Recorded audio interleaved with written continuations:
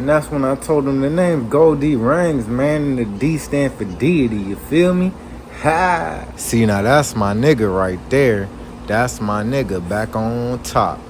You ready? Yes, sir, we are ready. All right, let's get it. Good morning, good evening, and good night, ladies and gentlemen. I hope that we find you well on this fine day. Welcome back to the Slyy Report. I am your host, Goldie Rings, and today we will be giving you the news on One Piece, Chapter 1095. Stay tuned.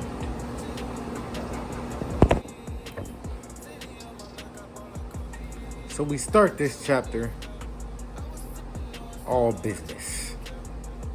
We get right back into the Marines running and scattering for their lives, all the low-ranking Marines, as it's announced that Saint Saturn is on the island and anybody that's not of high rank will not be forgiven for looking upon him. We cut to some low-ranking Marines and they're talking amongst themselves, talking about how they've never seen him in person. They've only seen portraits. How it's incredible for someone who's able to order around an admiral to be here. Why would he even leave Mary Jo in the first place? You know, just random fodder questions. So, we leave these random Marines and we cut over to where Saturn is. And Saturn's been stabbed by Bonnie, as we stated previously last chapter. And the vice admirals and all the high-ranking Marines are there, and they're like, hey, you can't do that. You stabbed one of the five elders, the leaders of the world, you're gonna have to die. And Saturn's like, calm down, bro. If I didn't want to be stabbed, I would have dodged. He uses, his eyes started glowing like they did previously in the last chapter. He knocks Bonnie back, catches her in one hand, pulls the sword out of his chest, and the blood and the wound just disappear. Gone. So already we know this is a problem. Man's leaking hockey. He's hitting people with just looks. It's a problem. So we have Bonnie in his clutches at this point, and he's just going on about how Bonnie and Luffy weren't supposed to be here. Actually, I skipped a part. He starts talking to Kizaru first, and he's like, huh, this is unusually slow work for you, man. Kizaru's like, yeah, well, I'm sorry, bro. I don't know what to tell you. I can't even get up right now. And Saturn's like, well, I guess it's understandable. Excuse me. Considering that you were, who you were up against. And with that being said, he goes to attack Luffy. And this is where Frankie, W-Man's Frankie, comes in with the strong right toe and knocks Luffy out the way as Saturn tries to stab him with one of his legs. Then he grabs him and brings him back to him, and he's like, yeah, even the heads of the world want my captain. Let's go. So Frankie's W-Man. So he's been W-Man since joining the crew, and I stand on that. But anyway, we cut to Sanji. He's trying to get to Bonnie, and Saturn gives him one of the glowy-eyed knockbacks too. And Sanji's knocked back, like he's holding his head, he's coughing up blood. It's bad. It's bad. Saturn does, however, comment on how that it's interesting that Luffy's crew is the type of crew that sticks together. So it might be a little bit of foreshadowing for what's coming later on. But we'll get there. Let's wrap up this egghead portion. So Saturn's holding Bonnie. Everybody's trying to. Sanji's like, hey, why is nobody doing nothing? And everybody's like, there's some kind of invisible force holding us down. And Vegapunk is like, well, if it's not science, it must be a devil fruit power. So we're assuming that this is a devil fruit power. We don't have solid 100% confirmation yet, but even characters in the scene right now are assuming this is the devil fruit power. So we're going off of that for right now. But then Saturn begins to comment on Luffy and Bonnie and how their presence here was unforeseen, and how, yeah, it might have been a little wrinkle in the plan, but ultimately they're surrounded on all sides. This island is marked to be destroyed, and Saturn's like, if you're gonna get away, I'd like to see it. And then he starts talking to Vegapunk, telling Vegapunk how it's a shame how he betrayed them and how he's appreciative of all the things that Vegapunk has done for the Marines and the military, weaponry wise and military advancement wise, and that your services will be commended, but this is your termination papers. So then he proceeds to tell Vegapunk, all right, pick who dies and in which order so it's the most painful experience. Because this is your punishment now. And once he says this, Bonnie chimes in. Still in his clutches, by the way. She then got squeezed to high hell. And she's like, Saturn, you killed my father. And Saint Saturn then proceeds to give us one of the best lore dumps. And it's a short lore dump, but it leads to an even bigger lore dump. And he's like, oh, you mean Kuma? The man that was born to be a slave, the sole survivor of the race that committed a grave crime against the world government, the Buccaneer race? So we get the name of Kuma's race dropped, and it's the Buccaneer race. Now that's what all the translations are going in right now. It may be something else. I did see one that said Buccaneer, like instead of just straight up Buccaneer, but we're going to go with Buccaneer for right now. So Kuma is part of the Buccaneer race, and he's the sole survivor. Then, we get a slight flashback of Bonnie talking to her father, and Kuma is telling Bonnie about Nika and how he's a liberator and how he always looked up to him and he wanted to be just like him and bring freedom to the people. And Bonnie asks Kuma, will he make me free too? And Kuma says, of course. And with that, commercial.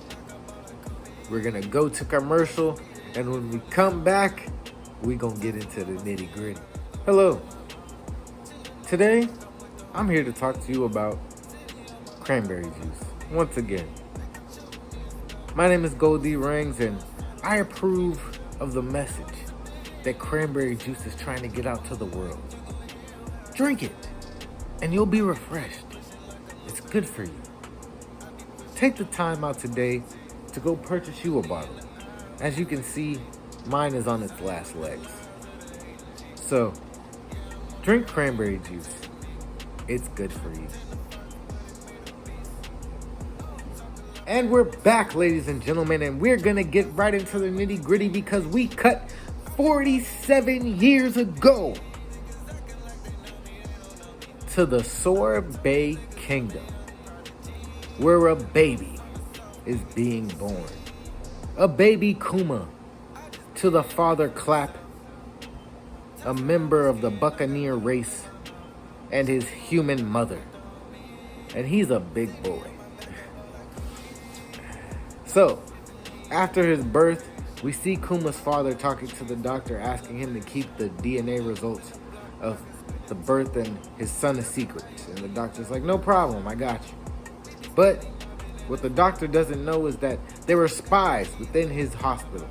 And these spies get a hold of these records, and Kuma and his family are captured. His father is beaten very badly. Him and his mother and father are put in chains, and they're carted off to Mary Joa to be slaves. So, we get a little montage of Kuma being a slave, his early life as a slave. We flash forward a couple years. He's a young kid, not older than 10. Can't be older than 10. And he's working, he's getting beat, he's getting ridiculed, he's being told to stop crying unless he wants to die. And at the end of the day, he gets back to his father in the slave quarters, and he's telling his dad, yeah, it's pretty good, my master's a good master, he doesn't even beat me that much, stuff like that. And then his father looks at him and he tries to say it with a smile. He's like, but tears are in his eyes. He's like, Kuma, your mother, she's gone. She's no longer with us. She's gone to heaven. She's in a better place. And at this statement, Kuma breaks. He cries, and the panel with which he cries is, it's heartbreaking. And Kuma begins to say, I can't live like this. I'd rather die. And his father's like, no, you have to be strong. You have to carry on. And Kuma's like, why? And his father starts to tell him the story, the legend that's been passed down through the Buccaneer people of the sun god, the liberator, Nika. He starts to give him the dance. He starts to give him the rhythm of the heartbeat. Doom, doom, da-da, doom, doom, da-da. He's telling his son about how Nika will come and bring smiles to the people and set them free. And as he's singing and telling his child of the liberator, one of the celestial dragons comes in and shoots him in the head in front of his son. And so Kuma has lost both of his parents. But now he has hope. He has something to hold on to. Even with this overwhelming amount of sadness. And so we now cut to 38 years from our present time.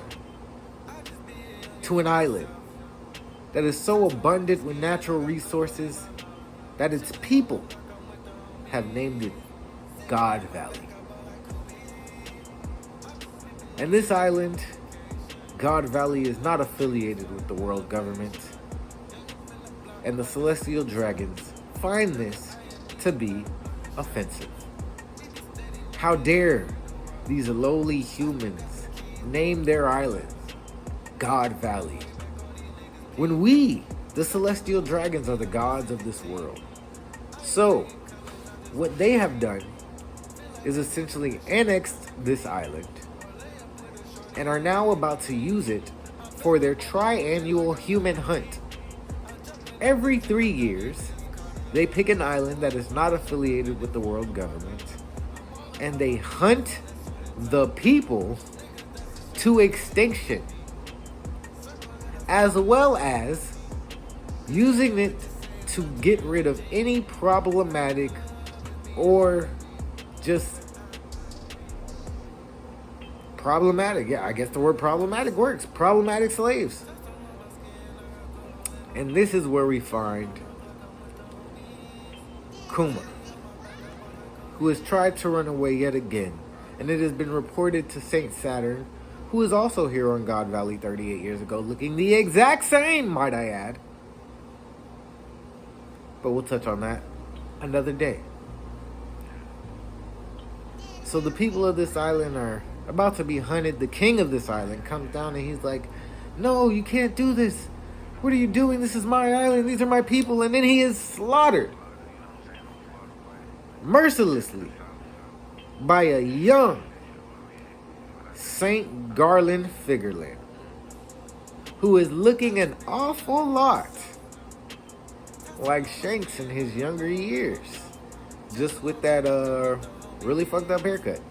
But he killed the king in order to give himself a handicap, because they get points for this. This is a game to them. But he says, and I quote, "This should be enough of a handicap to make this interesting for me. After killing the king of an island." So yes, as I said previously, Kuma has been captured after trying to escape by other slaves. Because if he escapes, they're all gonna die as punishment. So they go and capture him and drag him back. And this is where Kuma is saved, rescued, meets a young hee-haw Eva Chan. Oh man, Ivankov. A young Ivankov who is also a slave, who is introduced alongside his quote-unquote sister. Now either she is actually his sister, named Jenny, or they are just close enough to where they have that brother-sister relationship. It's up in the air still. But this is where the chapter ends. And this, my friends, is the beginning of one of the greatest flashbacks, most integral flashbacks to this story that we are ever going to receive. I hope that you have also partaken in the goodness of this chapter. And as Kuma before me, I will now like to say to you, have you heard of the great liberator, the one who brings joy and smiles to all he meets? The sun god Nika, Joy Boy, Monkey D. Luffy. If you have not, I suggest you go and watch the live action, watch the anime, read the manga, and then like, comment, and subscribe to the Gold Fang Slyy channel so that you may be kept up to date on the news. Thank you, and have a great evening. This is Goldie Rangs, signing out. See you next time.